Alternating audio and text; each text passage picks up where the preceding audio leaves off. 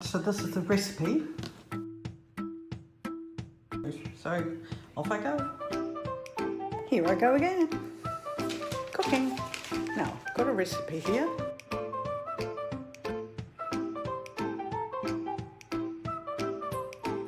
So this is the recipe. And leeks, pumpkin, it says pumpkin, and parmesan from the oven. Now here it says 500 grams of flesh pumpkin, that's bottle pumpkin, and I'll show you what they mean. Butternut, or at least that's how I know it. So this is sort of like shaped like a bottle, they reckon. Flesh pumpkin, so that's what I'm going to use. 500 grams of pumpkin, or at least butternut. Now this is to be sliced into thin slices. Then I've got the leeks. Now here I have got fresh dried sage. The plant was really getting out of hand in my planter box and it got so big I decided to take it out and I've dried the leaves. So I've always got some fresh sage handy. My mandolin, you need to be really careful with this. So I use my guard and I don't get down too low. So off I go. Now I've not made the recipe before, but I find these thin enough. It says thin slices and well, this cooks quite quickly and it's got to be in the oven 45 minutes. So I wouldn't want to go any thinner than this. So I'm just going to finish off. Now as I'm using dried sage and I need to add some vegetable stock, I am going to add the sage. Right, now time to complete the dish, to build it up. So the idea, I mean, it's so simple, isn't it really?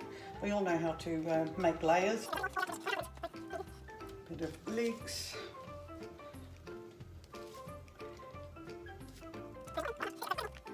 Coarse salt, which I can sprinkle.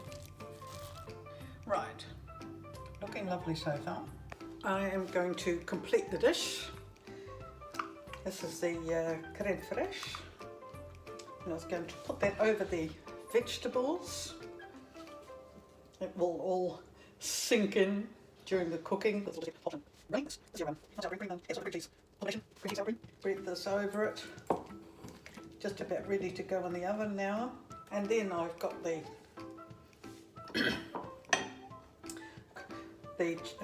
vegetable stock with the sage leaves. Actually, that was standing here this afternoon, just smelling gorgeous, I have to say.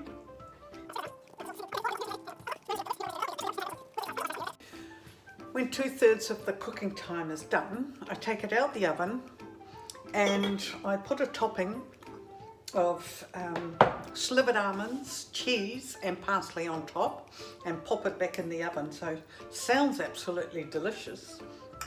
And even if it doesn't look like what I think it's going to look like, I mean, there's only just things in here which taste good. Let's face it. I mean, look, it's just gorgeous. So I'm ready to pop it in the oven now and we'll see what it turns out like.